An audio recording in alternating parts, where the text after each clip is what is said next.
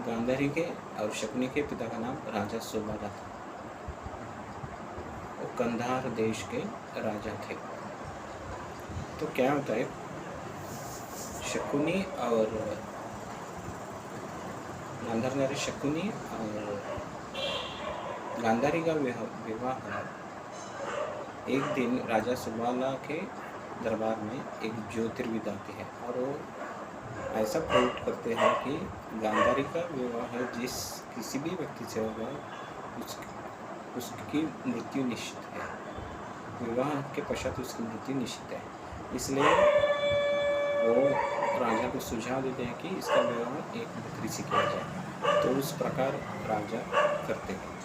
तो कुछ ही दिनों के बाद, विवाह के कुछ ही दिनों के बाद उस बकरे की मृत्यु हो जाती है और कुछ महीनों के बाद गांधारी का विवाह हो। गांधारी के लिए पितामह भीष्म खुद हस्तिनापुर से धृतराष्ट्र के विवाह का प्रस्ताव लाते हैं और गांधारी का विवाह धृतराष्ट्र से हो जाता है।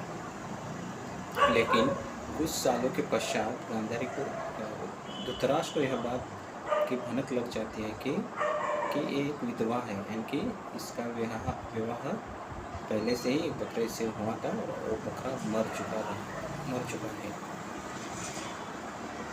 तो इस वजह से क्रोधित होकर भीष्म पितामह और धृतराष्ट्र क्रोधित होकर राजा सुबाला के 100 पुत्रों को, राजा सुबाला के 100 पुत्र थे, ये बात यहाँ गौर करने लायक है। इस बात से क्रोधित होकर भीष्म पितामह और राजा सुबाला उनको शासित और दंडित करने की सोचते हैं। दंडानुसार उनको सिर्फ कुछ दिनों के लिए सिर्फ एक मुट्ठी चावल दिया जाता है। लेकिन राजा सुबाला के दिमाग में एक कल्पना आती है कि मेरे 99 पुत्रों का जो खाना है वो सब खाना, वो चावल की सभी मुट्ठियाँ खाली एक को मैं अगर दूँ तो एक तो बच्चा जीवित रहेगा और वो बाद में कुरुवंश का बदला ले सकेगा। उस एक बच्चे का नाम था शकुनी।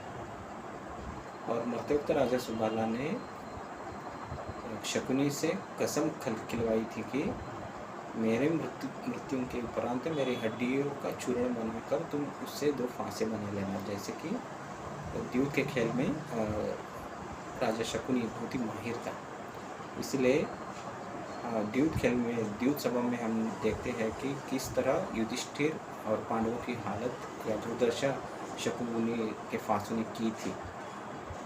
शकुनी के फांसे उसके मन की गति के अनुसार, मन के विचार के अनुसार चलते थे, क्योंकि उन फांसों में उसके पिताजी का हड्डियों का चूर्ण समाहित था। वो फांसों से बातें करते थे। तो इस प्रकार